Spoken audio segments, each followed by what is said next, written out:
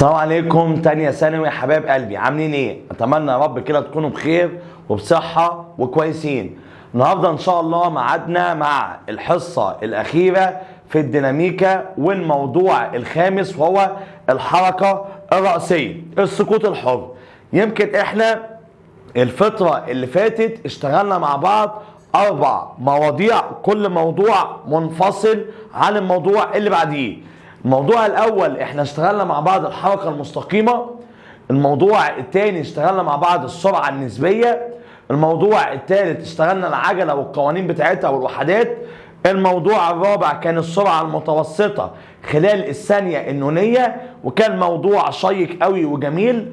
النهارده ان شاء الله هختم معاك جزئية امتحان شهر ابريل والموضوع الخامس وهو الحركة الرأسية اي السقوط الحر. مستر ايه حكاية السقوط الحر وايه حكاية الحركة الرأسية؟ بكل بساطة احنا الحصتين اللي فاتت كنا بنشتغل على العجلة، وقلنا ان الجسم ده بيكون ماشي بسرعة منتظمة التغير. يعني ايه مستر بسرعة منتظمة التغير؟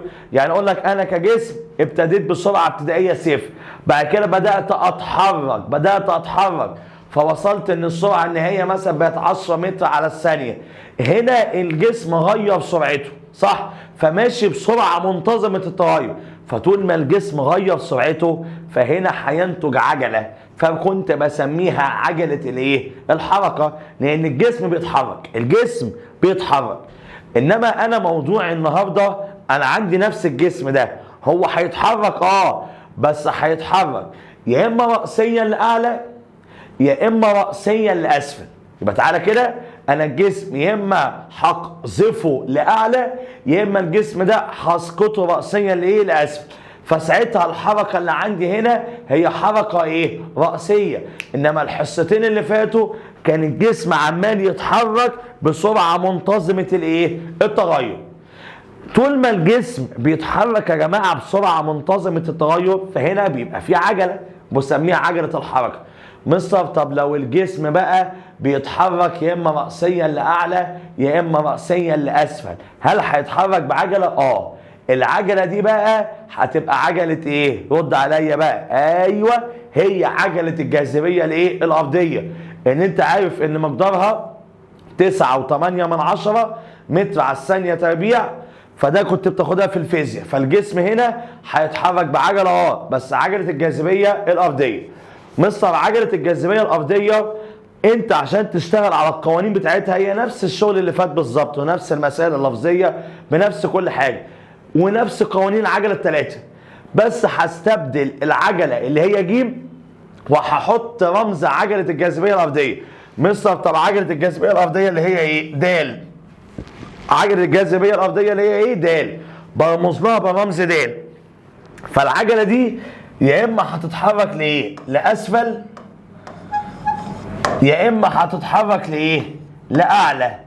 بص يا جماعه، لو الجسم ده اتحرك رأسيا لاسفل فلازم العجله هنا دي تكون موجبه، لازم العجله تكون موجبه.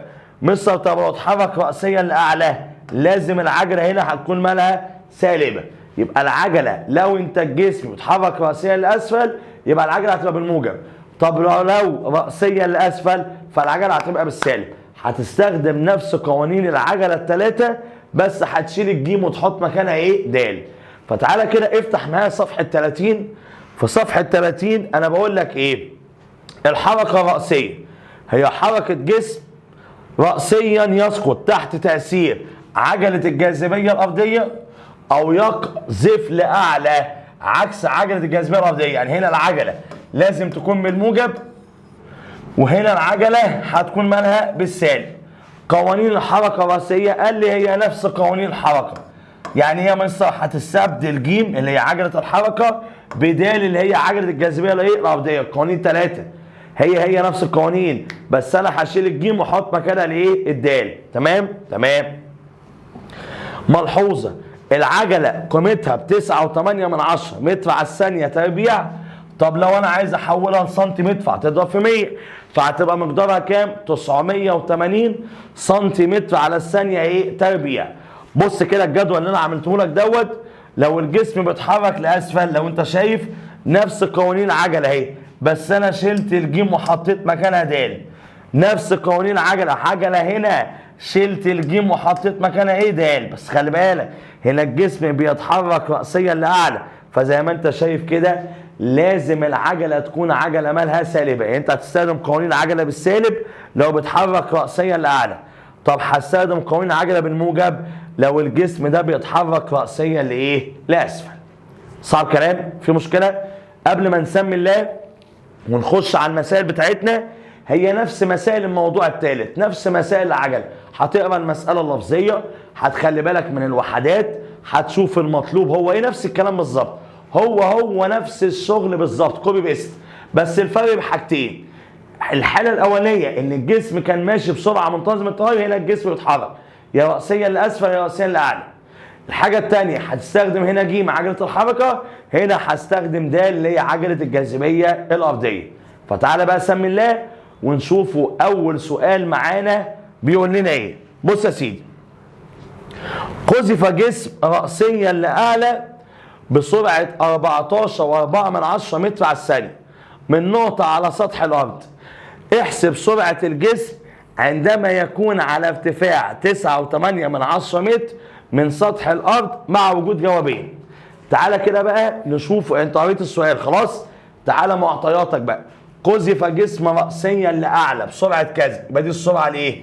الابتدائيه. انا معايا السرعه الابتدائيه ب 14.4 متر على الثانيه من نقطة على سطح الأرض. احسب السرعة النهائية، وعايز يجيب سرعة الجسم، يعني أنت عايز تجيب السرعة الإيه؟ النهائية عندما يكون على ارتفاع 9.8 متر. أنا معايا المسافة ب 9.8 إيه؟ متر. يبقى أنت معاك السرعة الابتدائية ومعاك المسافة، ومحتاج إن أنت تجيب السرعة النهائية، صح؟ في حاجة معاك زيادة؟ أيوه مستر، ده أنت قلت لي قذف رأسيا لأعلى، رأسيا، حركة رأسية، يبقى هنا هتستخدم عجلة الجاذبية الأرضية. انت اخد بالك نفس فكرة السؤال اللي فات، الأسئلة اللي فاتت دي بتاعت العجلة، بس هنا انت هتلمح لمحتك هتلاقي ان هو الجسم بيتحرك رأسيا. فانت اول لما تسمع كلمة رأسيا اعرف ان انت عندك عجلة الجاذبية الأرضية. مقدارها كام يا جماعة؟ 9.8 متر على الثانية ايه؟ تربيع. يبقى انت هنا معاك السرعة الابتدائية، معاك المسافة، معاك العجلة، محتاج تجيب السرعة النهائية. قول لي يا عم أنهي قانون من الثلاثة هقدر إن أنا أستخدمه علشان أوصل إن أنا أجيب السرعة النهائية؟ مستر هتقول لي هستخدم القانون الثالث اللي ما فيهوش الزمن. أقول لك الله ينور عليك، إن السرعة النهائية تربيع هتساوي السرعة الابتدائية تربيع، بص كده، ناقص 2 العجلة المسافة. مستر ليه ناقص؟ لأن قلت لي قذف الجسم ده لأعلى، يعني ضد عجلة الجاذبية الأرضية، يبقى لازم هنا قوانين العجلة تبقى بالإيه؟ بالسالب. ابدأ عوض يلا.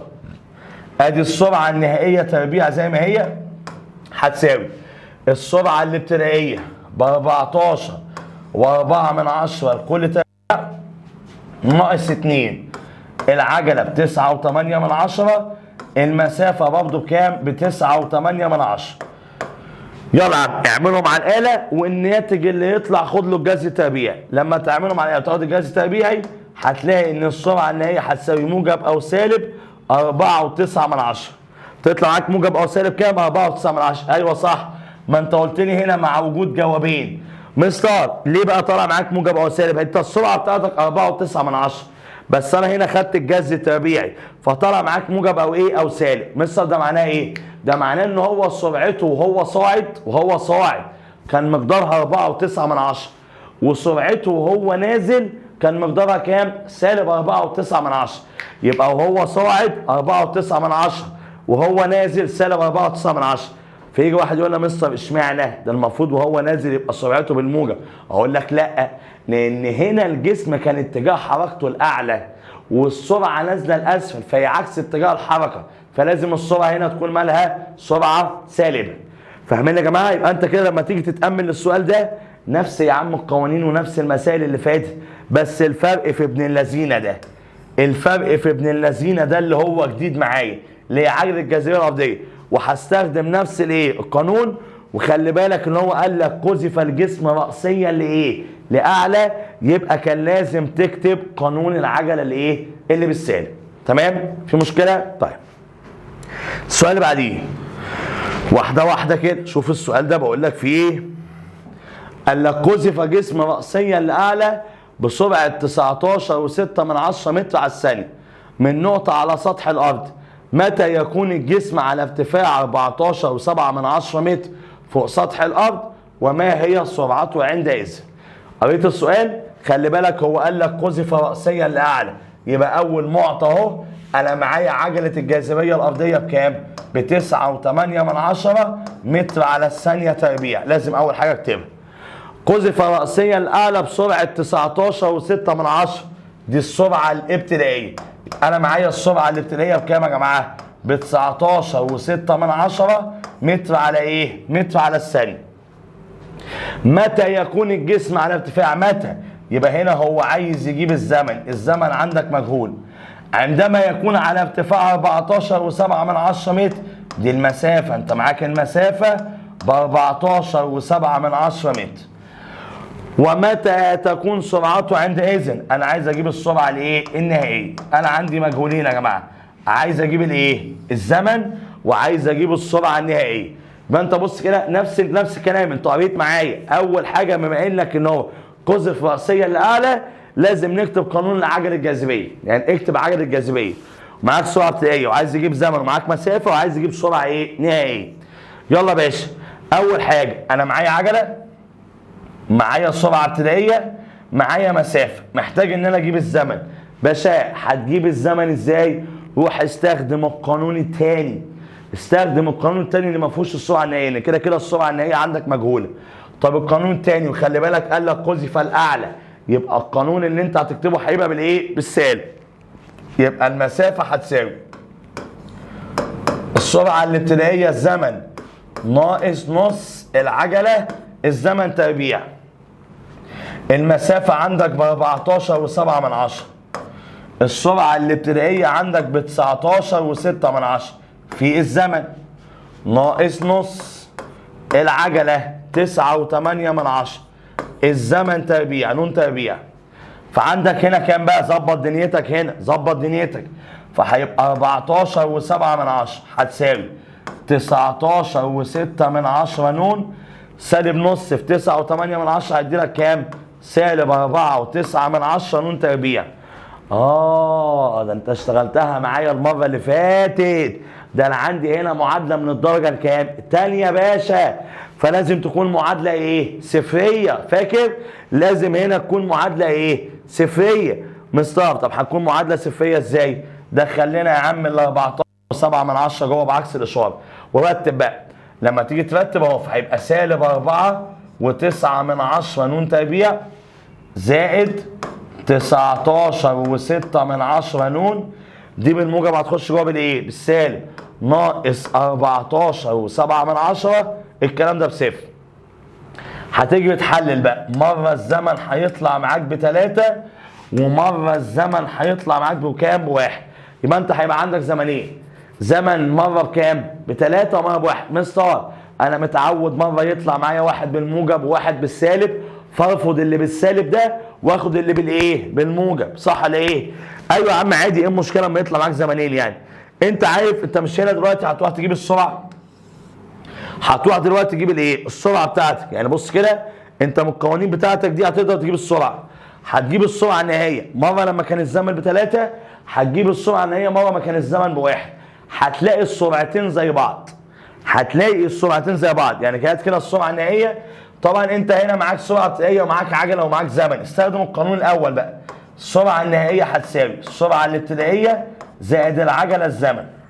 ادي السرعه النهائيه هتساوي السرعه الابتدائيه كانت بكام عندك؟ ب19.6 زائد، او هنا هتبقى ناقص بقى لان هنا الجسم دوت ماشي ضد عجله الجاذبيه الارضيه، فهنا هتبقى ناقص العجله كام؟ 9.8 في الزمن ب1. لما تعمله مع الآلة هيدي لك 9.8. ده لما كان الزمن ب1.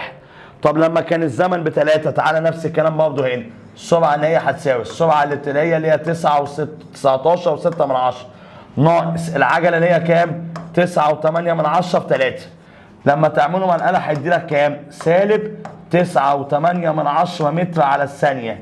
ايه ده؟ ده باشا سرعته وهو صاعد، ده سرعته وهو ايه؟ نازل. هو السرعتين زي بعض، القيمة هنا هي القيمة هنا 9 و8 من 10، بس ده سرعته وهو طالع وده سرعته وهو ايه؟ وهو نازل. صعب الكلام يا جماعة؟ يبقى بالله عليك كده اصحى كده ركز معايا.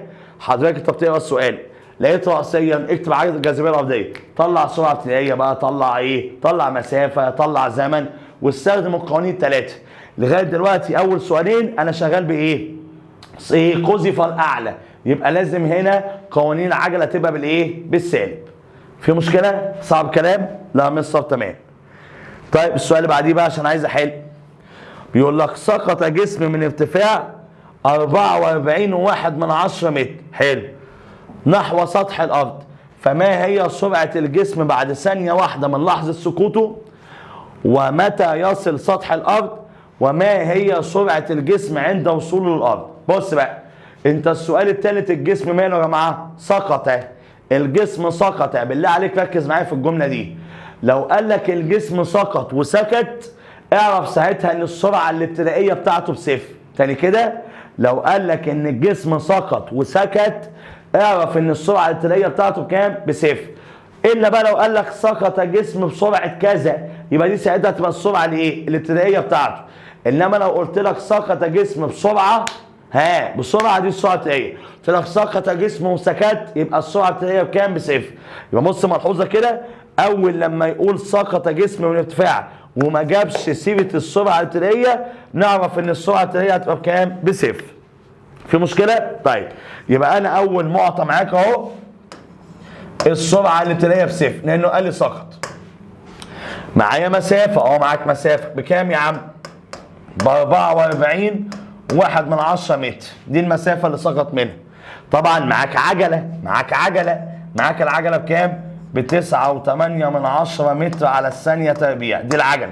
وهنا هتستخدم قوانين العجلة اللي بالموجب لأن الجسم ماله؟ سقط. طيب ما هي سرعة الجسم بعد ثانية واحدة من لحظة سقوطه؟ عايز اجيب سرعة الجسم، يعني هنا انت عايز تجيب السرعة الايه؟ النهائية بعد ثانية واحدة لما كان الزمن بكام؟ ب1 ثانية.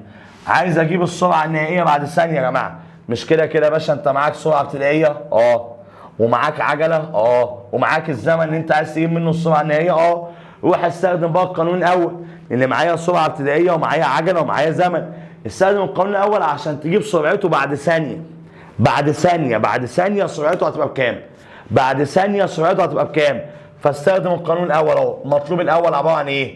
ادي السرعه النهائيه زائد السرعه الابتدائيه، يلا يا عم زائد العجله الزمن.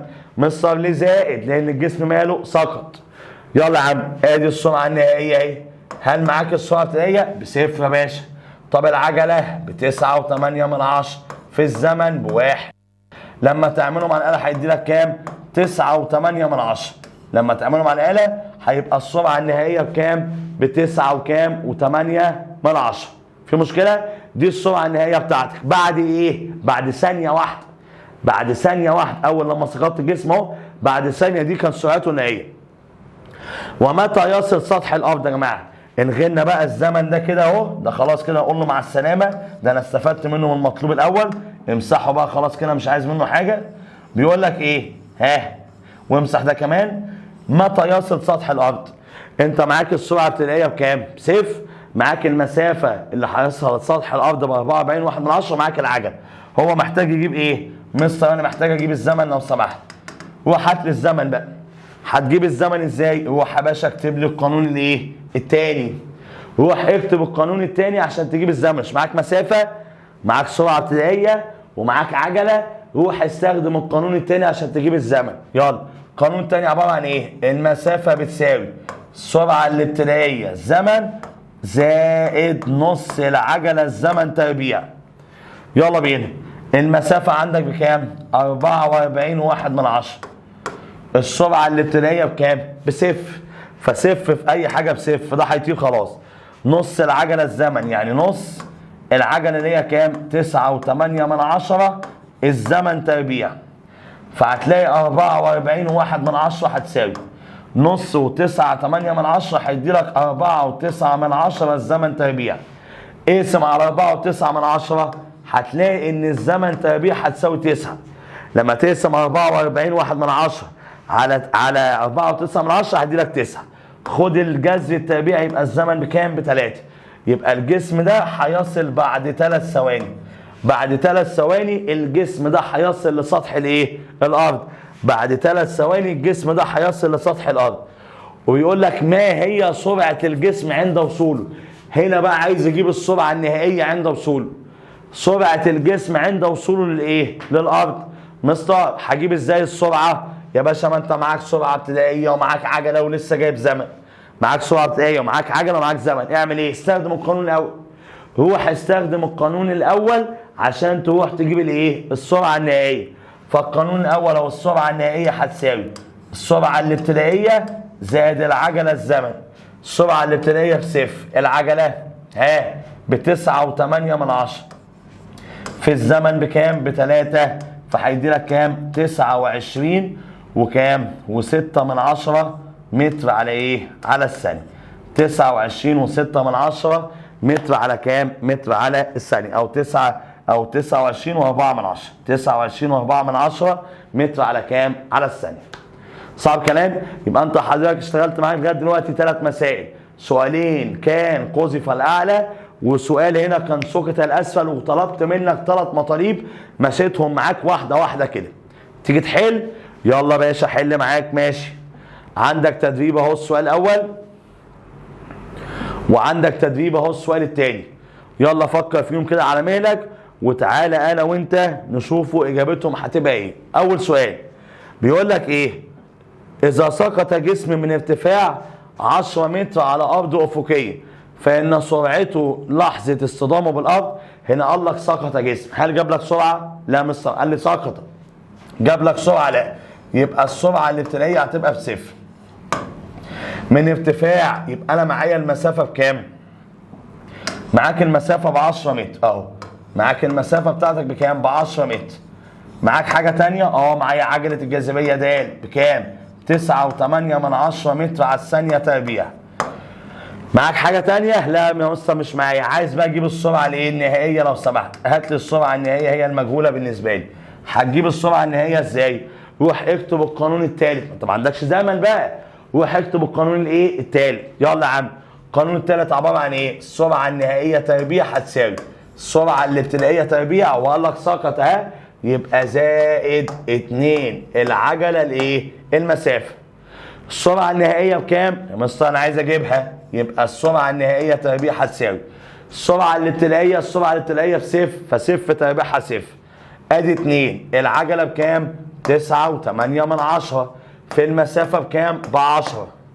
لما تعملهم على الاله هتلاقي ان السرعه النهائيه تربيع ب 196. هتاخد الجذر التربيعي، يبقى السرعه النهائيه بكام؟ ب 14 متر على الثانيه. لما تاخد الجذر التربيعي هتبقى السرعه النهائيه بكام؟ ب 14 متر على الثانيه. يبقى ساعتها الاجابه عندك رقم ايه؟ ج. صعب كلام؟ في مشكله؟ لا مستر تمام مفيش مشكله. طيب التدريب الثاني. من نقطه على ارتفاع 78.4 من 10 متر من سطح الارض سقط جسم رأسيا. سقط جسم على طول عجلة الجاذبية الأرضية يا باشا ب9.8 من 10 متر على الثانية تربيع. سقط من ارتفاع، يبقى دي المسافة. يبقى أنت معاك المسافة ب78.4 من 10 متر. قال لك فإن سرعة الجسم بعد مرور 3 ثواني. يعني أنت عايز تجيب السرعة الإيه؟ النهائية لما كان الزمن عندك بكام؟ ب3 ثواني. عايز اجيب السرعه النهائيه لما كان الزمن بكام؟ 3 ثواني. انت يا جماعه عشان تجيب السرعه النهائيه انا ممكن استخدم القانون الاول والقانون الايه؟ والقانون هنا عايز اجيب الايه؟ عايز اجيب السرعه النهائيه. ممكن استخدم القانون الاول، ممكن استخدم القانون الثالث. مستر هتستخدم القانون الاول ازاي؟ ما هو قال لك سقط، يبقى على طول ابقى عارف برضه ان السرعه الابتدائيه بكام؟ بصفر.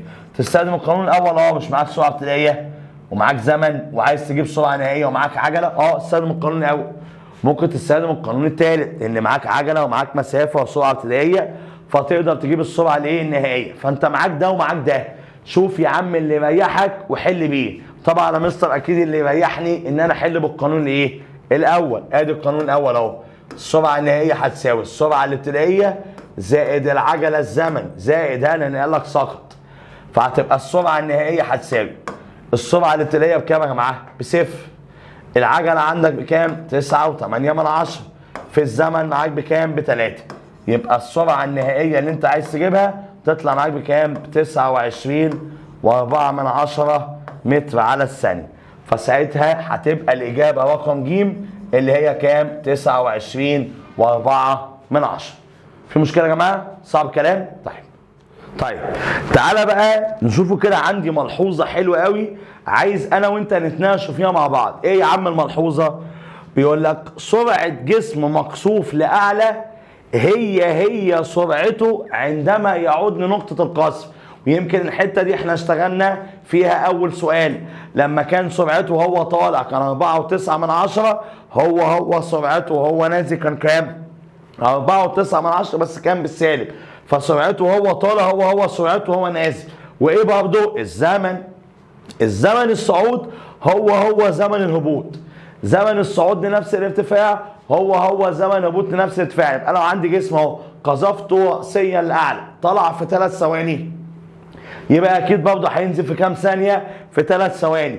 يبقى سرعه جسم مقصوف لاعلى هي سرعته وهو نازل، وزمن صعوده هو الزمن الايه الهبوط بتاعه. خلي بالك عشان هنا دي انا هجيبك فيها في سؤالين حلوين قوي. اول سؤال السؤال اللي جاي ده، بص كده بقول لك ايه؟ قذف جسم راسيا لاعلى بسرعه كام؟ 14 متر على الثانيه، فبعد كام ثانيه يعود لنقطه القذف. فبعد كام ثانيه يعود لنقطه القذف. بص كده لما تيجي تفكر، انت عندك ادي الجسم اهو، روح كده اقصفه راسيا لاعلى. فمثلا هو طلع لمده 3 ثواني خلاص اهو، بعد كده نزل تاني، صح؟ انت عارف يعني ايه طلع لمده 3 ثواني؟ يعني اقصى ارتفاع هو طلعه الجسم ده طلع بعد كام ثانيه؟ بعد 3 ثواني. مستر طب انت عايز تقول لي ايه؟ عايز اقول لك معطياتك بقى، خلي بالك من المعطيات عشان احنا هنطلع بمعطى شياكه قوي. يعني مثلا اول معطى هو قال لك قذف جسم بسرعه، يبقى دي السرعه الايه؟ الابتدائيه. انا معايا السرعه الابتدائيه ب 14 متر على ايه؟ على الثانيه. دي السرعه الابتدائيه بتاعتي. في مشكله؟ لا مستر تمام. معاك ايه تاني؟ العجله، ما هو اتقذف راسيا لاعلى، يبقى معايا العجله بكام؟ 9.8 متر على الثانيه تربيع. معايا حاجه حلوه قوي قوي قوي قوي، لو سمحت ركز معايا. الجسم ده قذف راسيا لاعلى فوصل لاقصى ارتفاع. هو ما قاليش ان هو وصل لاقصى ارتفاع، هو ما قاليش، بس انا عارف ان هو وصل لاقصى ارتفاع. ليه يا مصر؟ ما انت دلوقتي هتروح تجيب زمن الصعود بتاعه، فهو هيوصل لاقصى ايه؟ اقصى ارتفاع. اول لما تسمع اقصى ارتفاع اعرف ساعتها ان السرعه النهائيه بتاعتك بصفر. اول لما تسمع اقصى ارتفاع اعرف ان السرعه النهائيه بتاعتك بكام؟ بصفر. يبقى بص كده كاتب لك ملحوظه، اول لما اقول لك اقصى ارتفاع يبقى السرعه النهائيه بكام؟ بصفر. قالها لك كنبيع، ما قالهالكش هيلمحها لك. يعني هنا بيلمحها لان بيقول لك انا عايز اجيب بعد كام ثانيه يعود الجسم لنقطه القذف. انا حذفته لفوق فطلع زمن، فهينزل زمن تاني، فانا عايز اجيب الزمن ده كله. فانت عشان تجيب الزمن ده كله الجسم هيصعد فهيسكن لحظيا وينزل تاني. ما هو يسكن لحظيا؟ يعني ساعتها السرعه النهائيه بتاعتها هتبقى بكام؟ بصفر. فانت معاك سرعه ابتدائيه ومعاك زمن ومعاك سرعه نهائيه، محتاج تجيب ايه؟ مستر انا محتاج اجيب الزمن.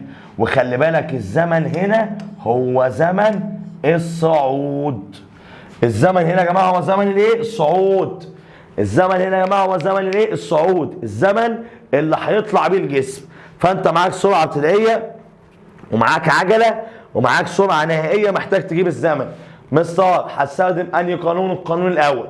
القانون الاول بيقول لك ايه؟ ان السرعه النهائيه هتساوي السرعه الابتدائيه ناقص العجله الزمن. السرعه النهائيه هتساوي السرعه الابتدائيه ناقص العجله الزمن ناقص العجله الزمن. يلا يا عم، السرعه النهائيه معاك بكام؟ بصفر. السرعة الابتدائية معاك بكام؟ ب 14 ناقص العجلة اللي هي كام؟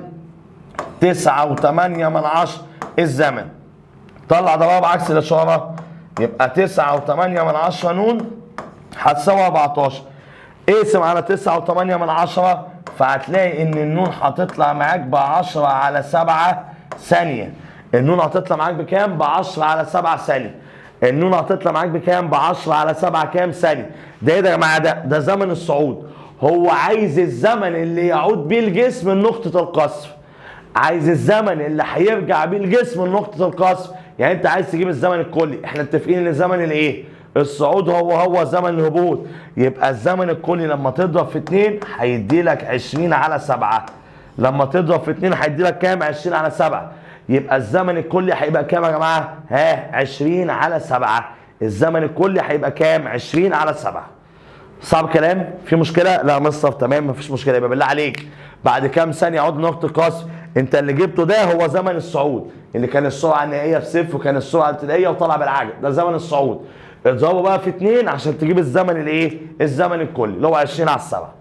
صعب كلام؟ في مشكله؟ لا مستر تمام مفيش مشكله. السؤال اللي بعديه انا شايف ان السؤال ده حتى اكتب لك عليه مهم جدا جدا جدا. السؤال ده يا جماعه مهم قوي قوي قوي. تعالى بقى حتى المطلوب الثالث فيه هو الاهم بالنسبه لي. بيقول لك قذف جسم رأسيا لاسفل بسرعه 20.6 متر على الثانيه. اخد بالك هنا هو مدي لك الايه؟ السرعه. لكن لو قال لك قذف جسم رأسيا لاسفل وسكت يبقى اعرف ساعتها ان السرعه الابتدائيه هتبقى بصفر. جابها لك يبقى هي دي ساعتها هتبقى السرعه الابتدائيه. من قمة برج ارتفاعه كام؟ 105.9 متر. احسب زمن وصول الجسم لسطح الأرض، السرعة التي يصل بها لسطح الأرض، المسافة التي يقطعها الجسم خلال الثانية الأخيرة من سقوطه. الثانية الأخيرة من سقوطه المسافة اللي بيقطعها الجسم خلال الثانية الأخيرة. أنا هنا هفتكر قانون إيه؟ أيوه السرعة المتوسطة خلال الثانية النونية. هفتكر قانون السرعه المتوسطه خلال الثانيه الايه؟ النونيه. فخلي بالك من الحته دي، حته ايه؟ حلوه قوي، جميله جميله جميله. طيب يا مستر بقى اعمل ايه؟ ايه معطياتك؟ اول حاجه انت معاك السرعه الابتدائيه اهي بكام؟ ب 20.6 متر على الثانيه. معاك حاجه ثانيه؟ معايا المسافه. معاك المسافه بكام؟ ب 105.9 متر. معاك حاجة تانية؟ معايا العجلة اهي ب 9.8 وقال لي ان هو قذف رأسيا لأسفل. يبقى هتستخدم القوانين اللي بالموجب. انت معاك سرعة ابتدائية مصر ومعاك مسافة ومعاك عجلة. انت عشان تجيب الزمن هتروح تستخدم القانون التاني. هستخدم القانون التاني يا جماعة عشان اجيب الايه؟ الزمن. هستخدم القانون التاني عشان اجيب الزمن. القانون التاني بيقول لك ايه؟ ان المسافة هتساوي السرعة الابتدائية في الزمن زائد نص العجلة الزمن تربيع. ابدأ عوض يلا.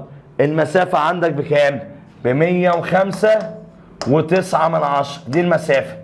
طب السرعة الابتدائية بكام؟ معاك 20.6 نون زائد نص العجلة. طبعا انت هتمسك النص تضربها في 9.8. انا هخطفها لك بسرعة بقى. فنص و9.8 لما اضربها هيدي لك كام؟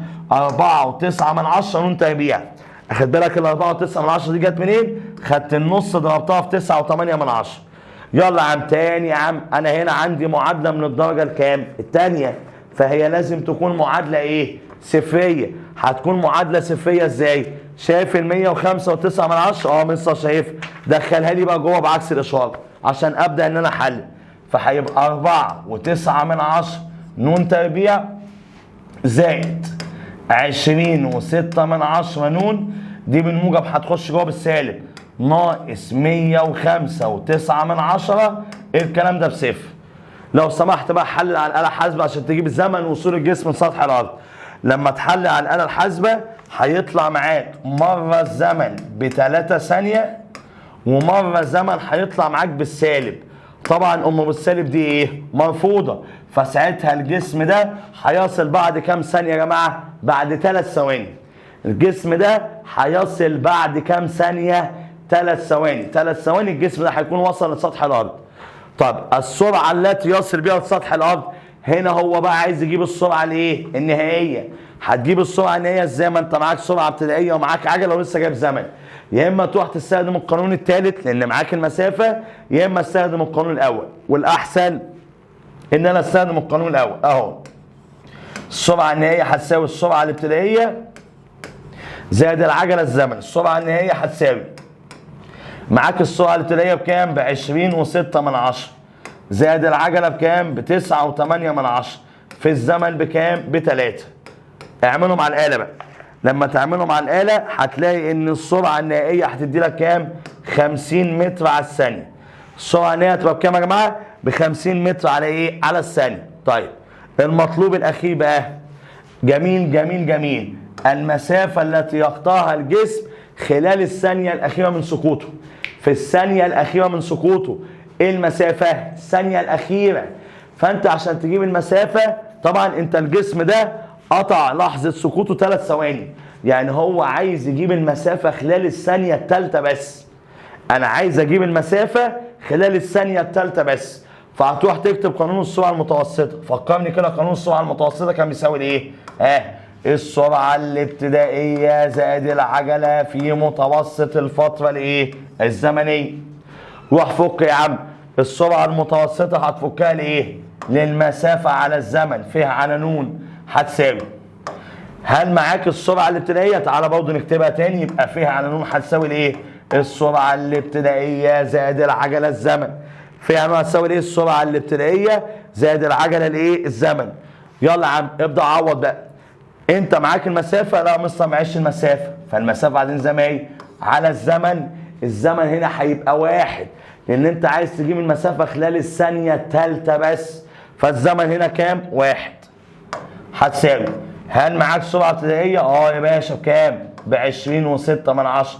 طب العجله هنا عجله الجاذبيه الارضيه اللي هي هتبقى 9.8 في بقى ايه؟ متوسط الفتره الزمنيه. هو قال لك خلال الثانيه كام؟ الثالثه.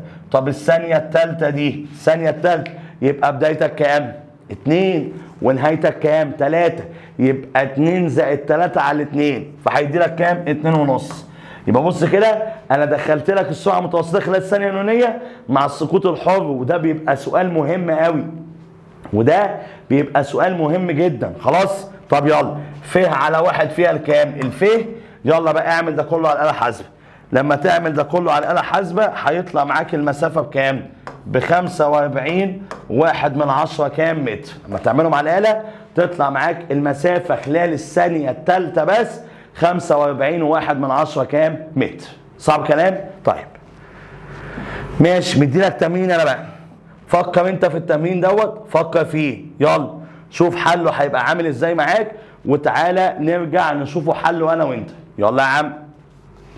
بيقول لك من قمه برج ارتفاعه 112 متر دي المسافه. يبقى انا معايا المسافه بكام يا جماعه؟ ب 112 متر. قذف جسم راسيا لاسفل بسرعه. يبقى انا معايا السرعه الابتدائيه ب 8.4 متر على الثانيه.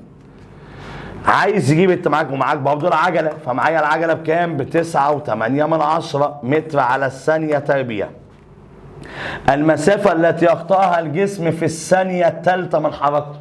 المسافه اللي بيقطعها الجسم خلال الثانيه الثالثه بس. عايز اجيب المسافه خلال الثانيه الثالثه بس. يبقى على طول السرعه المتوسطه هتساوي السرعه الابتدائيه زائد العجله في متوسط الفتره الزمنيه. على طول السرعه المتوسطه هتفكها لايه؟ لف على نون اهو. يبقى ف على نون هتساوي السرعه الابتدائيه زائد العجله في متوسط الفتره الزمنيه. المسافه هنا كام؟ معرفش. على الزمن ما انت عايز تجيبها خلال ثانيه واحده بس، فالزمن هنا هيبقى كام؟ 1 هتساوي.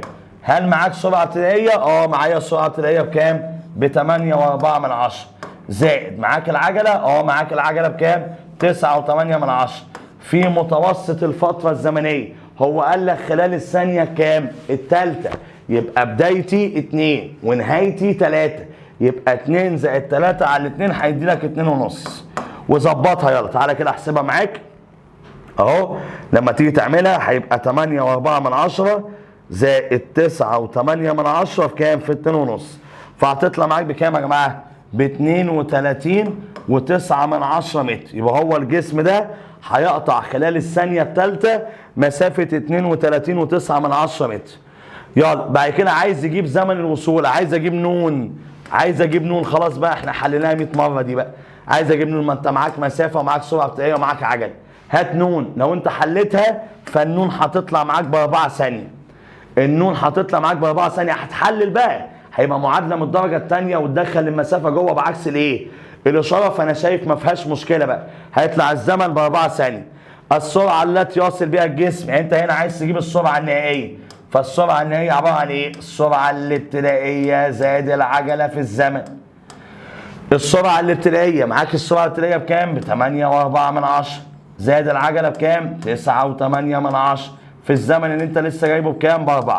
واعملها على الآلة الحاسبة يلا أهو. لما تعملها على الآلة الحاسبة هيبقى 8.4 زائد 9.8 بكام؟ في 4. لما تعملهم هيطلع معاك بكام؟ ب47 وكام؟ و6 متر على ايه؟ على الثانية.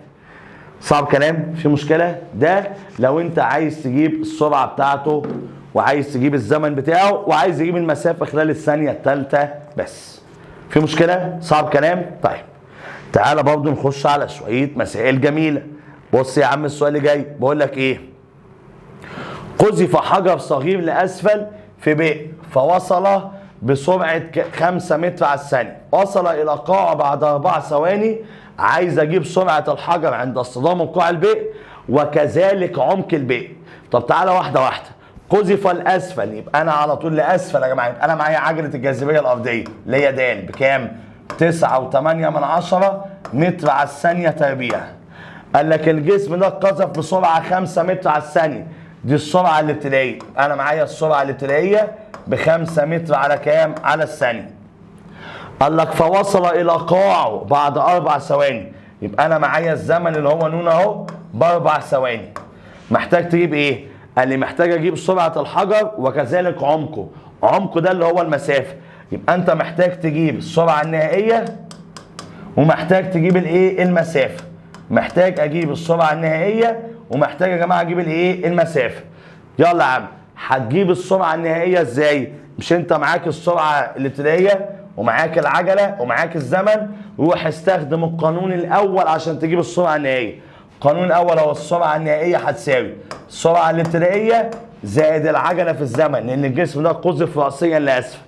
فالسرعة النهائية هتساوي هي يا عم، انت معاك السرعة الابتدائية بكام؟ ب5 زائد معاك العجلة بكام؟ 9.8 في معاك الزمن بكام؟ ب4.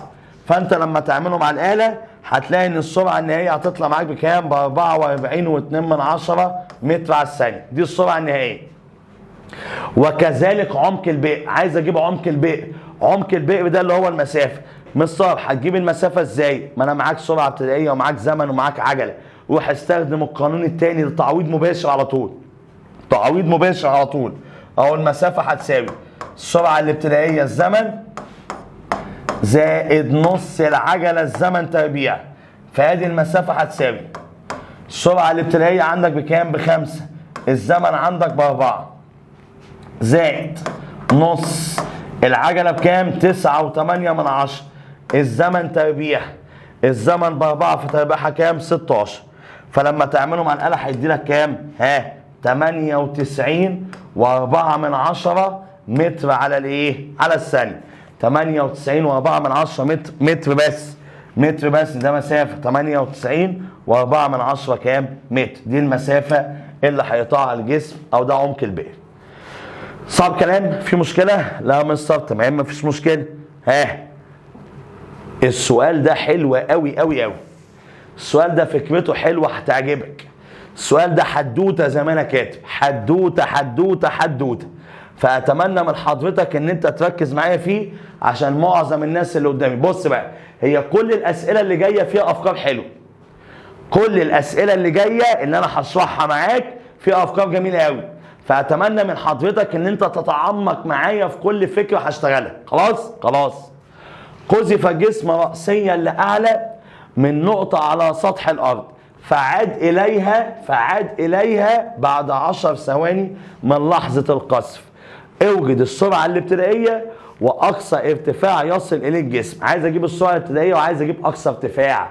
معنى اقصى ارتفاع يبقى لازم تكون السرعه النهائيه بكام؟ بصفر.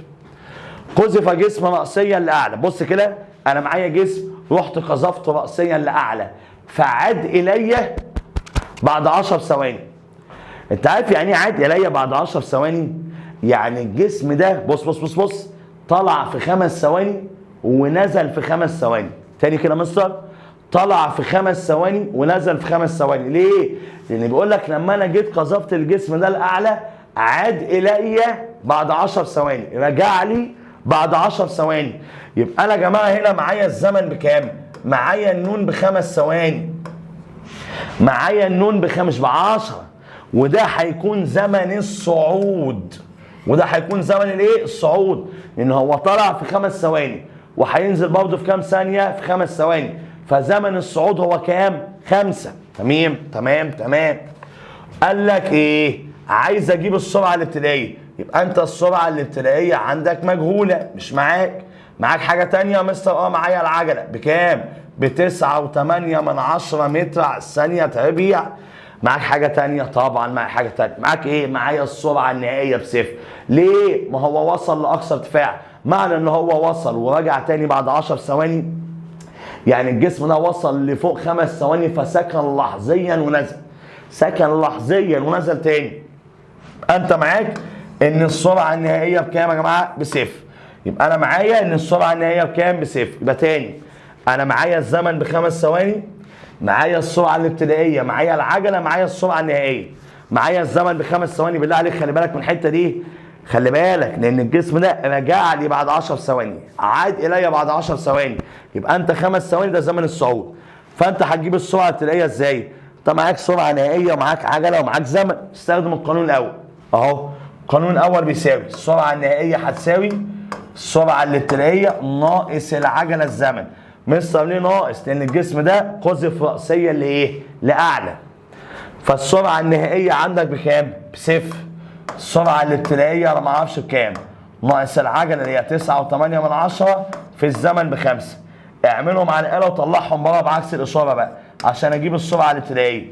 فلما تعملهم وتطلعهم بره بعكس الاشاره هتلاقي ان السرعه الابتدائيه هتطلع معاك بكام؟ ب49 متر على كام؟ على الثانيه. 49 متر على الثانيه دي هتكون السرعه الايه؟ الابتدائيه.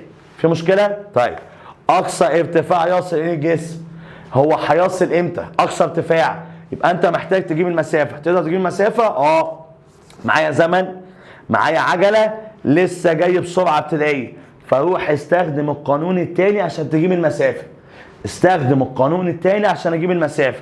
القانون الثاني اهو، المسافه هتساوي السرعه الابتدائيه الزمن ناقص نص العجله الزمن تربيع.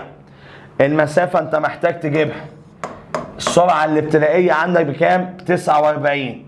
في الزمن عندك بكام؟ ب5 ناقص نص العجله عندك ب9.8 في الزمن تربيع 5 تربيعها كام؟ 25. واعملهم بقى على الاله الحاسبه شوف هيطلع معاك المسافه بقد ايه. يبقى بالله عليك خلي بالك لما رجع اليها بعد 10 ثواني، ده رجع اليها بعد 10 ثواني، يعني ساعتها زمن الصعود ب5 وزمن الهبوط هيبقى بكام؟ ب5. صعب كلام؟ في مشكله؟ تحل؟ يلا باشا خليك تحل.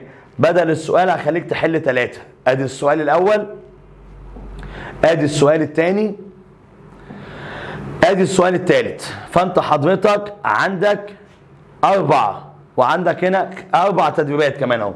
عندك التدريب الرابع ده وعندك التدريب الثالث وعندك التدريب الاول. يلا بينا يا عم. ابدا ان انت فكر لي في المسائل دي وبعد كده هبدا احلها معاك. يلا بينا. بص يا سيدي، قذف جسم راسيا لاعلى بسرعه كام؟ 42 متر على الثانيه. دي السرعه الايه؟ الابتدائيه. انا معايا السرعه الابتدائيه بكام يا جماعه؟ ب 42 متر على ايه؟ على الثانيه. قذف الاعلى، يبقى انا معايا العجله بكام؟ ب9.8 متر على الثانيه ايه؟ تربيع. دي العجله. فان اقصى ارتفاع يصل اليه الجسم، اقصى ارتفاع يعني انت معاك السرعه النهائيه بكام؟ بصفر، لان عايز اجيب اقصى ارتفاع. المسافة هي المجهولة بقى. يلا يا عم، عايز اجيب المسافة. هتجيب المسافة ازاي؟ طبعا هنا مفيش زمن، فهتروح تستخدم القانون الايه؟ التالت، هو ده اللي هتطلع منه بالايه؟ بالزمن. قانون التاني كان بيقول لك ايه؟ ان السرعة النهائية تربيع هتساوي السرعة الابتدائية تربيع ناقص 2 العجلة المسافة. ليه يا عم ناقص؟ لان الجسم ده قذف رأسيا لايه؟ لأعلى. حلو. السرعة النهائية بصفر، السرعة الابتدائية ب 42، يبقى 42 تربيع ناقص 2 العجلة 9.8، المسافة ما اعرفش بكام، اعملهم وطلعها بقى بعكس الإشارة. ف9.8 لما تضربها في 2 هيدي لك 19.6، طلعها بره يبقى 19.6 المسافة هتساوي 42 تربيع.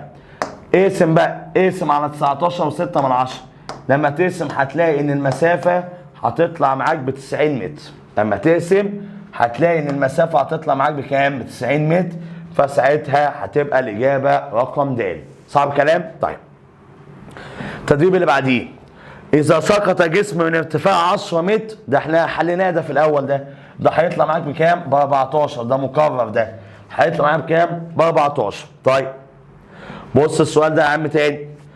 قذف جسم رأسيا لأسفل بسرعة 32 متر على الثانية، فوصل الأرض بعد 4 ثواني، فإن الارتفاع الذي سقط منه. قذف جسم رأسيا لأسفل، يبقى أنا معايا السرعة الإيه؟ الابتدائية إيه؟ يبقى السرعة الابتدائية بتاعتك هتبقى بكام؟ ب 32 متر على إيه؟ على الثانية.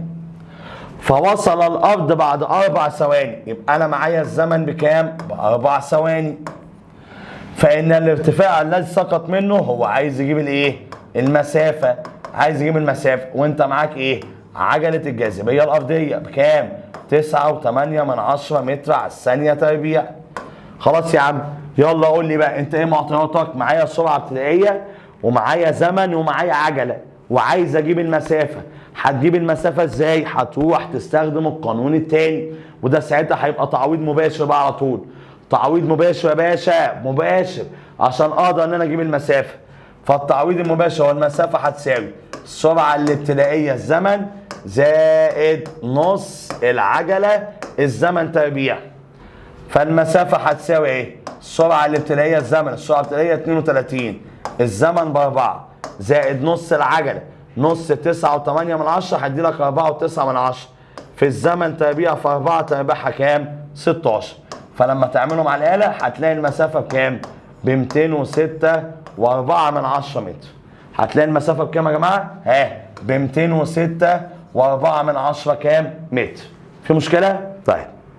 السؤال اللي بعديه بيقول لك ايه؟ قذف جسم رأسيا لأسفل بسرعة 10.3 متر على الثانية. دي السرعة الايه؟ الابتدائية. ما انا معايا السرعة الابتدائية ب 10.3 متر على الثانية. من ارتفاع، يبقى انا معايا المسافة. المسافة بكام؟ ب 119.6، ومعاك عجلة جاذبية ب 9.8. فانت معاك سرعة ابتدائية، ومعاك مسافة، ومعاك ايه؟ عجلة. محتاج ان انا اجيب ايه؟ بص بقى، عايز اجيب المسافة المقطوعة. يا سلام يا سلام يا سلام، خلال الثانية الأخيرة قبل اصطدامه بالأرض. عايز اروح اجيب المسافة خلال الثانية الأخيرة. السؤال ده اقسم بالله مهم قوي. عايز اجيب المسافة خلال الثانية الأخيرة. انت باشا معاك الزمن؟ لا مصر معيش الزمن. انت لازم بقى دلوقتي تروح تجيب الزمن. ليه؟ عشان انا لو معايا الزمن مثلا طلع معايا ب5، يبقى انا عايز اجيب المسافة خلال الثانية ال5. لو طلع معايا الزمن 4، يبقى انا عايز اجيب الزمن خلال ايه؟ الثانية الكام؟ الرابعة. فهنروح دلوقتي نكتب قانون العجلة. يلا يا عم قول لي بقى انهي قانون من عجلة هنقدر ان احنا نستخدمه عشان نجيب الزمن. انا محتاج اجيب الزمن، لان هو بيقول لك هات المسافة المقطوعة خلال الثانية الأخيرة، فانا محتاج اجيب الزمن. مصر هنكتب انهي قانون يا باشا؟ هنكتب القانون التاني اهو. المسافة هتساوي السرعة الابتدائية الزمن زائد نص العجلة الزمن تربيع، زائد نص العجلة الزمن تربيع. انت معاك المسافة بكام؟ ب 119.6.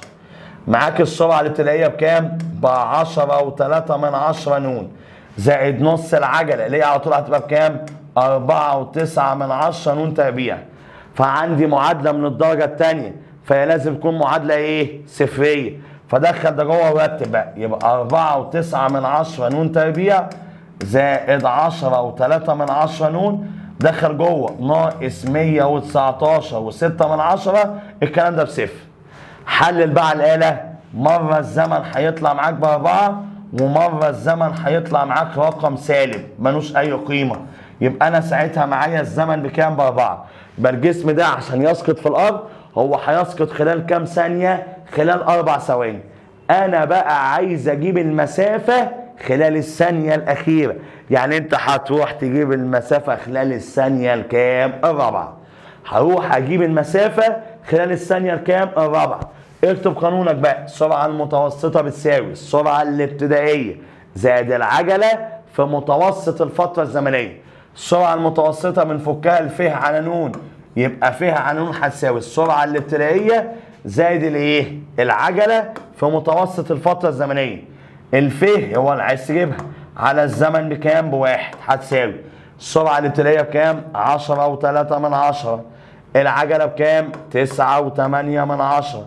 ها، متوسط الفترة الزمنية هو قال لك خلال الثانية الرابعة. الثانية الرابعة يبقى بدايتك 3 ونهايتك 4، يبقى 3 زائد 4 ل2، ف7 على 2 فيها 3.5. ف على 1 فيها الف، اعملهم على الآلة فهتطلع معاك بكام؟ ب44.6 متر. فساعتها هتبقى الإجابة رقم كام؟ ألف 44.6 متر. دي المسافة اللي هيقطعها الجسم خلال الثانية الايه؟ الأخيرة. في مشكلة؟ صعب كلام؟ طيب تعالى كده نسمي الله ونشوفوا السؤال اللي جاي ده بقى. باشا ده بقى باشا باشا باشا باشا باشا. السؤال ده لو فهمته هتطلع منه بسؤال تدريب ممكن الناس اللي بتتفرج عليا اونلاين كلها، يعني بلاش كلها، ممكن نسبة 99% مش هيقدر ان هو يحل السؤال ده. فتعالى عايزك تكون مركز معايا قوي في السؤال رقم 8، لان هستفاد منه في السؤال اللي جاي، هديهولك تدريب تفكر فيه. تمام؟ واحده واحده بقى، وتعال نشوف انا هقول لك فيه ايه. تعالى بقى يا باشا شوف الشياكه دي. بقول لك قذف جسم رأسيا لاعلى بسرعه 24 متر على الثانيه من نقطه على سطح الارض. اوجد الزمن الذي ياخذه الجسم حتى يصل الى نقطه تبعد 32.4 متر. بص كده بقى، علم في مذكرتك اسفل نقطة القصف. اسفل نقطة القصف. انا قريت السؤال، تعالى كده تخيل معاك انا دلوقتي واقف فوق سطح عمارة، حلو، وجيت مسكت الجسم ده وقذفته رأسيا لأعلى. فالمفروض انا بعمل ايه؟ بمسكه تاني بقى؟ لا، انا رحت موسع ايدي. لما جيت وسعت ايدي لقيت ان الجسم ده بقى فين؟ بقى في الشارع تحت. فانا لما رحت قذفت الجسم ده لاعلى، الجسم ده وصل لسطح الارض. انا كنت على السطح، فالجسم ده وصل لسطح الايه؟ الارض. بص بيقول لك ايه؟ اوجد الزمن الذي ياخذه الجسم حتى يصل الى نقطه تبعد ايه؟ 32 متر اسفل نقطه القصف. معنى اسفل نقطه القصف يعني الجسم خلاص وصل لسطح الارض، لان انا واقف فوق سطح العماره وجيت رميت الجسم، فالجسم ده وصل لسطح الايه؟ الارض. فده بسميها اسفل نقطه القصف. انت اول لما تسمع كلمه اسفل نقطه القصف يبقى اعرف بعد كده ان ساعتها الجسم ده كنت انت واقف فوق برج مثلا او واقف فوق سطح العماره والجسم وصل لسطح الارض.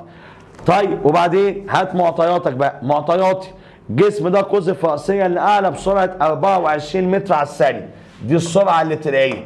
يبقى أنا معايا السرعة الابتدائية ب 24 متر على إيه؟ على الثانية. من نقطة على سطح الأرض. اوجد الزمن. يبقى أنا معايا النون هنا مالها؟ مجهولة. لو سمحت أنا عايز أجيب النون. الذي يأخذه الجسم حتى يصل إلى نقطة تبعد 32.4 متر. طبعا أنت كده كده معاك العجلة بكام؟ 9.8 متر على الثانية تربيع.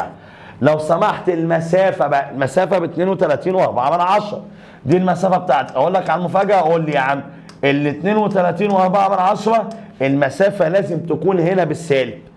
المسافة هنا لازم تكون بالإيه؟ بالسالب. مستار مسافة بالسالب إزاي؟ يا باشا ما أنت واقف فوق، أنت بالنسبة لك الجسم ده لما وصل لسطح الأرض فأنت عارف إن 32.4 دي طول العمارة. ده المسافه بتاعت العماره كلها، فانت فوق، فانت بالنسبه لك المسافه دي انت وتحت، فالمسافه دي بالنسبه لك هي مسافه مالها سالبه لانك انت فوق. انا بقول لك اسفل نقطه القصف، فلازم المسافه هنا تكون مسافه ايه؟ سالبه. وهتاكد انا وانت كمان واقول لك ليه المسافه لازم تكون سالبه. ليه المسافه لازم تكون سالبه؟ هتاكد انا وانت دلوقتي. طبعا انت معاك سرعه ابتدائيه ومعاك زمن ومعاك عجله ومعاك مسافه. هتروح تستخدم انهي قانون عشان اجيب الزمن؟ مستر القانون الثاني. القانون الثاني بيقول لك ايه؟ ان المسافه هتساوي السرعه الابتدائيه الزمن، طبعا هنا ايه؟ ناقص نص العجله الزمن تربيع، ناقص عشان الجسم ده قذف راسيا لاعلى. فالمسافه عندك بكام؟ ب 32.4 ولازم تكون بالسالب. ها؟ لازم تكون بالسالب. هتساوي السرعه الابتدائيه عندك بكام؟ ب 24 نون ناقص نص العجله 4.9 نون تربيع. يلا يا عم دخل ده جوه بعكس الاشاره، تبقى سالب 4.9 نون تربيع زائد 24 نون، ده بالسالب هيخش بالموجب 32.4. الكلام ده بصفر. حلل بقى الآلة حاسبة. لما تحلل على الآلة حاسبة مرة النون هتطلع معاك ب6 ومرة النون رقم هيبقى سالب، فده هيبقى ايه؟ مرفوض. فهتلاقي ان الزمن هيطلع معاك بكام؟ ب6. فالزمن اللي هيستغرقه الجسم عشان يصل لسطح الارض هو 6 ثواني. الزمن اللي هيستغرقه الجسم عشان يصل لسطح الارض هو بعد كام ثانيه يا جماعه؟ بعد 6 كام ثواني. خلاص؟ في مشكله؟ مثلا لو انت رحت افترضت ان المسافه بالموجب، عارف لما تدخلها جوه بعكس الشرط تبقى بالسالب، لما تيجي تحلل بقى الآلة حاسبة مش هيطلع معاك زمن. هنا الزمن هيبقى رقم سالب او هيطلع معاك عدد تخيلي. هيطلع معايا رقم سالب او هيطلع معاك عدد ايه؟ تخيلي، فمش هينفع يبقى عندك زمن هنا. فطبعا لازم اخلي اول لما تلاقي اسفل نقطه القصف لازم تخلي المسافه بالايه؟ بالسالب. صعب كلام؟ طيب السؤال الجاي بقى هو ده مربط الفرس. لو انت قدرت ان انت تجيب لي، انا عايز المطلوب الاول بس، انا عايز اجيب الزمن. لو قدرت تجيب لي الزمن ارفع لك القبعه وحي نفسك وانت ورا الكاميرا. حي نفسك لو انت قدرت تجيب الزمن. تمام؟ ومبدئيا مش هيطلع 4، مش هيطلع 8، مش هيطلع 6 مبدئيا اهو، عشان الناس تقول لي 4 و8 و6 لا. فدي لنفسك، وقف الفيديو ان شاء الله لو 10 دقايق فكر فيه على مهلك وتعالى نشوف انا وانت هنفكر فيه ازاي. بيقول لك قذف حجر صغير بسرعه 19.6 متر على الثانيه. دي السرعه الابتدائيه. انا معايا السرعه الابتدائيه ب 19.6 متر على الثانيه. قذف راسيا لاعلى من قمه برج ارتفاعه ده، يبقى دي المسافه. يبقى انت معاك المسافه ب 156.8 متر. اوجد الزمن، بص بقى الشياك، الزمن الذي يستغرقه الجسم من لحظه القذف حتى يصل الى سطح الارض. من لحظه القذف حتى يصل الى سطح الارض. عارف ده معناه ايه؟ انت هتمسك الجسم ده تقذفه راسيا لاعلى، صح؟ فهيطلع بزمن صعود، صح؟ وهينزل بزمن هبوط، وهينزل بزمن لغايه لما يوصل لسطح الارض. ما انت واقف على قمه برج، نفس السؤال اللي فات لما قلت لك انا واقف على سطح عماره، مش قذفت جسم راسيا لاعلى؟ زمن الصعود هو زمن الهبوط زائد الزمن اللي هيصل بيه لسطح الارض. ده الزمن اللي ايه؟ اللي هيستغرقه الجسم من لحظه الايه؟ القذف حتى يصل لسطح الارض. فتعالى اول حاجه نجيبه زمن الصعود الاول. تعال نجيبه زمن الصعود. انت معاك السرعه الابتدائيه ب 19.6 صح؟ معاك ايه تاني يا باشا؟ معايا العجله. العجله بكام؟ 9.8 متر على الثانيه تربيع. معاك حاجه تانيه؟ معايا السرعه النهائيه. ما هو الجسم انت مش عايز تجيب زمن الصعود؟ يبقى الجسم ده اكيد هيوصل لاقصى ارتفاع، فما ان اللي هو هيوصل لاقصى ارتفاع يبقى السرعه النهائيه بتاعته هتبقى بكام؟ بصفر. يبقى السرعه النهائيه بتاعتك هتبقى بكام؟ بصفر. هنا السرعه النهائيه بكام؟ بصفر. يلا يا باشا بقى ايه معطياتك؟ انت معاك السرعه الابتدائيه، سيبك من المسافه، المسافه دي اللي هي قمه البرج. انت دلوقتي بتجيب زمن الصعود وانت واقف على البرج فوق، زمن الصعود وزمن الهبوط.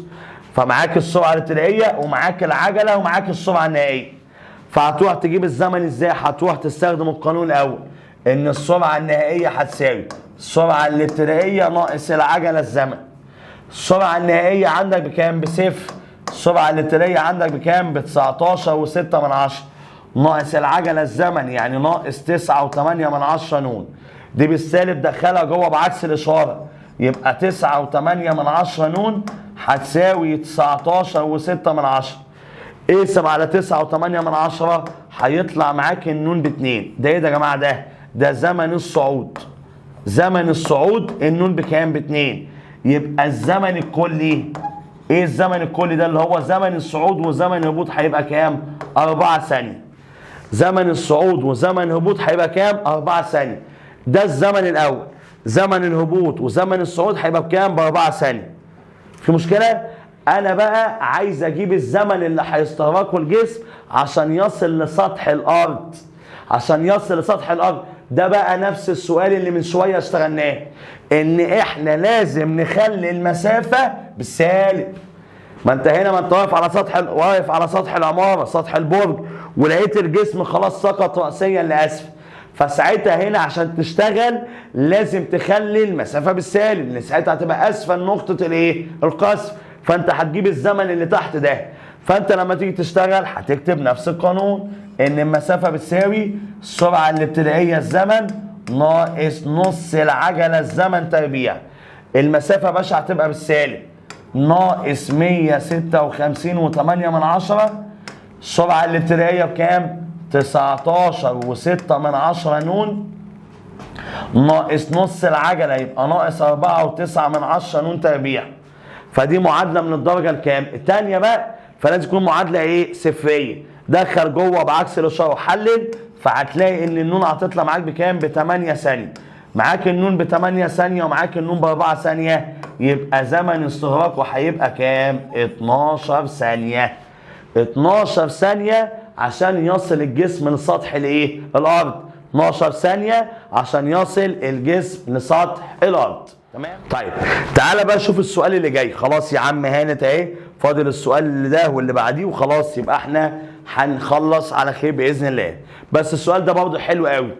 يقول لك سقط حجر من السكون من ارتفاع 10 متر على ارض رملية فغاص فيها مسافة 196 سنتيمتر.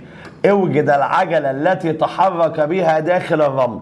عايز اجيب العجلة اللي تحرك بها داخل الايه؟ الرملة. طب واحدة واحدة. واحدة واحدة. ليه؟ عجلة وتحرك بيها داخل الرمل. انت بتقول لي هنا سقط. يعني انت هنا هتشتغل عجلة جاذبية وعجلة الايه؟ الحركة، الاثنين مع بعض. ايوه الاثنين مع بعض. شايفه؟ اقسم بالله السؤال ده مهم قوي وبيتكرر في امتحانات كتير. المعاصر منزل منه امتحانات، اسئلة كتير قوي في الامتحانات. خلاص؟ فتعالى واحدة واحدة. سقط حجر من السكون، يبقى السرعة الابتدائية بكام؟ بصفر. من السكون من ارتفاع 10 متر، يبقى انا معايا المسافة بكام؟ ب 10 متر. معايا المسافة ب 10 متر. معايا عجلة الجاذبية الأرضية، معايا د ب 9.8 متر على الثانية تربيع. يبقى أنا معايا سرعة ابتدائية ومعايا مسافة ومعايا عجلة. قال لك سقط على أرض رملية. استنى بقى، ده الجزء الأول. طبيعي أنا لو معايا جسم والجسم ده رحت سقطته في الأرض، إيه اللي بيحصل في الجسم؟ مش بيتحرك سيكة شوية؟ بيمشي شوية ولا أنت أول لما بترميه في الأرض بيقف؟ اكيد بيمشي شويه بسيطه وبعد كده ايه؟ بيقف. بالذات اللي انت رحت سقطت في ارض ايه؟ رمليه، فاكيد هيتحرك شويه، صح؟ فانت حضرتك معاك سرعه ابتدائيه ومعاك مسافه ومعاك عجل. محتاج ايه من الثلاثه دول؟ محتاج منهم ان انا اجيب السرعه النهائيه يا جماعه. محتاج منهم ان انا اجيب السرعه الايه؟ النهائيه. فانا محتاج ان انا اجيب السرعه النهائيه. لو سمحت هات لي السرعه الايه؟ النهائيه. هتجيب السرعه النهائيه، ماشي. هتجيبها ازاي؟ هتروح تستخدم القانون الثالث. روح استخدم القانون الثالث اهو. يبقى السرعه النهائيه تربيع هتساوي السرعه الابتدائيه تربيع زائد 2 العجله المسافه. السرعه النهائيه تربيع معرفش بكام، انا عايز اجيبها. السرعه الابتدائيه بصفر فتربيعها صفر، ادي 2. العجله بكام؟ 9.8 في المسافه بكام؟ ب10. لما تعملهم على الآلة هيدي لك 196. خد الجذر التربيعي فهتلاقي ان السرعه النهائيه هتطلع معاك ب 14 متر على الثانيه. مستر هو انت استفدت من ايه بقى لما انت رحت جبت السرعه النهائيه؟ ما تيجي نتكلم انا وانت بالعقل شويه، نتكلم بالعقل. الجسم دوت سقط من السكون، فلما وصل للارض هو وصل بسرعه كام؟ 14 متر على الثانيه. طب انا هستفاد منها ايه؟ ما هو الجسم هيبدا يتحرك شويه، صح ولا ايه؟ والسرعه الابتدائيه في المرحله الثانيه اللي هو لما يبدا يتحرك هي السرعه النهائيه في المرحله الاولى، والسرعه النهائيه في المرحله الاولى انت جايبها بكام؟ ب 14. يعني هو الجسم هيبدا يتحرك، بص بقول لك ايه؟ هيبدا يتحرك بسرعه 14 متر لغايه لما يسكن بقى، لان اكيد الجسم ده اول لما يقع في الارض هيتحرك شويه بس بعد كده ايه؟ هيقف. فانت دلوقتي محتاج تجيب العجله بقى، عجله الحركه. بص بقى، هو وداك منين لمنين؟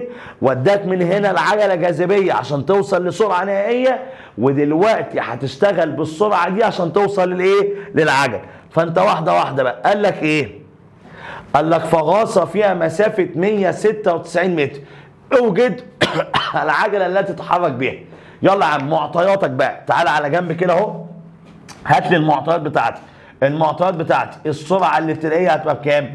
هي السرعه النهائيه في المرحله الاولى ب 14 متر على الثانيه. ايه تاني؟ السرعه النهائيه بصفر لان مسيب الجسم ده يقف. ايه تاني معاك؟ معاك المسافه، لازم طبعا تخلي المسافه بالمتر. هو قال لك ان المسافه 196 سنتيمتر، ده ما ينفعش، لازم احولها لمتر فاقسم على 100. فلما تقسم على 100 هيدي لك 1.96 متر. فانت معاك سرعه ابتدائيه، معاك سرعه نهائيه، معاك مسافه. محتاج تجيب الايه؟ العجله. هتجيب العجله ازاي؟ هتكتب انهي قانون يا جماعه؟ القانون اللي ما فيهوش زمن، وهو القانون الايه؟ الثالث. يبقى انت هنا لما جيت فكرت، انت هنا عايز تجيب العجله.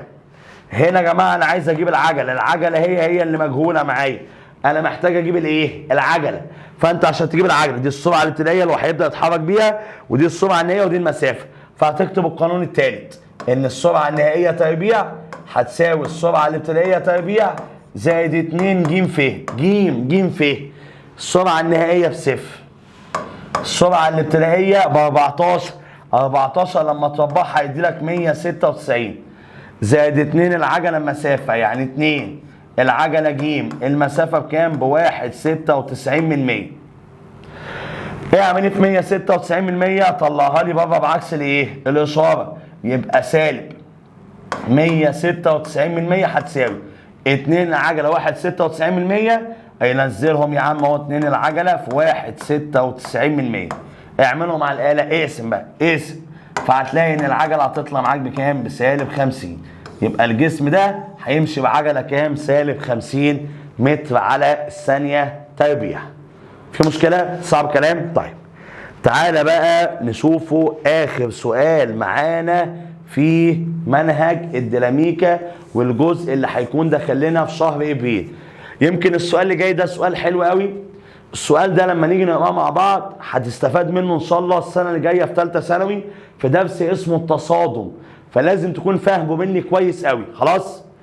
سقطت كرة من المطاط من ارتفاع 10 متر فاصطدمت بالارض وارتدت رأسيا لاعلى مسافة 2.5 متر. احسب سرعة الكرة قبل وبعد اصطدامها بالارض مباشرة. واحدة واحدة كده. انت عندك كرة يا عم ايه؟ الكرة دي مالها؟ سقطت من ارتفاع، الكرة اهي سقطت من ارتفاع على الارض اهي يا عم، سقطت من ارتفاع كام؟ 10 متر. يبقى ده الارتفاع اللي هي سقطت منه. معاك حاجة تانية، دي المسافة اهو، لسه معايا العجلة. معاك العجلة بكام؟ ب9.8. معاك حاجة تانية؟ هو قال لي سقطت، يبقى السرعة الابتدائية هتبقى بكام؟ بصفر. قال لي سقطت يبقى السرعة الابتدائية بصفر. معاك العجلة ب9.8. معاك المسافة بكام؟ ب10 متر. هو عايز يجيب سرعة الكرة قبل اصطدامها بالأرض، يعني عايز يجيب السرعة النهائية. عايز اجيب السرعة النهائية يا باشا، السرعة النهائية. عايز اجيب سرعة الكرة قبل اصطدامها بالارض. عايز اجيب السرعة النهائية. هتجيب السرعة النهائية ازاي؟ خلاص بقى، انت مش معاك سرعة ابتدائية؟ مستر معايا. مش معاك عجلة؟ معايا. ومعاك ايه؟ مسافة. تعويض مباشر، يلا تعويض مباشر يا باشا. هات يلا السرعة الايه؟ النهائية. هتجيب السرعة النهائية ازاي؟ تكتب القانون التالت، فيبقى السرعة النهائية تربيع هتساوي السرعة الابتدائية تربيع. هو هنا قال لك ايه؟ سقطت، يبقى زائد 2 العجلة الايه؟ المسافة. فاهمين يا جماعه؟ انا هنا بتخيلك ان انا عندي كوره من المطاط اسقطتها على الارض على بعد مسافه 10 متر. هو عايز يجيب السرعه قبل اصطدامها بالارض، يعني عايز هنا اهو قبل اصطدامها بالارض، قبل اصطدامها بالارض. فمعاك عجله وسرعه ابتدائيه ومسافه، فكتبت القانون اهو. السرعه النهائيه تربيع ما اعرفش كام، السرعه الابتدائيه بصفر زائد 2 العجله اللي هي كام؟ 9.8 في المسافه هتطلع معاك بكام؟ ب10. اعملهم وخد الجذر التربيعي هتلاقي ان السرعه النهائيه هتطلع معاك ب14. لما تعملهم وتاخد الجذر التربيعي هتلاقي ان السرعه النهائيه هتطلع معاك بكام؟ ب14. يبقى السرعه النهائيه هنا بكام يا جماعه؟ ب14. قال لك وايه؟ فاصطدمت بالارض وارتدت راسيا لاعلى مسافه 2.5 متر. يبقى القوه دي لما اصطدمت ارتدت راسيا لاعلى مسافه كام؟ 2.5 متر. يبقى هنا المسافه عندك ب 2.5 متر. نفس الوقت برضو انا عندي العجله برضو اهي بكام؟ 9.8 متر. بس هو عايز يجيب سرعه الكره بعد اصطدامها بالارض، عايز يجيب سرعه الكره بعد اصطدامها بالارض. يعني انت هنا عايز تجيب السرعه الابتدائيه، عايز اجيب السرعه الابتدائيه في المرحله الثانيه، عايز اجيب سرعه الكره بعد اصطدامها بالارض. مستر طب السرعه النهائيه؟ طبعا هنا السرعه النهائيه هتبقى بصفر. ليه؟ لان الجسم هنا او الكره هنا هتصل لاقصى ارتفاع، فبما ان هي هتصل لاقصى بعد كده تقعد ايه؟ تنزل تنزل تنزل لغايه لما تسكن خالص. فهي وصلت لاقصى ارتفاع 2.5 متر، ما وصلتش بعديها خلاص. فساعتها هنا لازم تكون السرعه النهائيه بكام؟ بصفر. معاك المسافه ب2.5 ومعاك العجله ب9.8.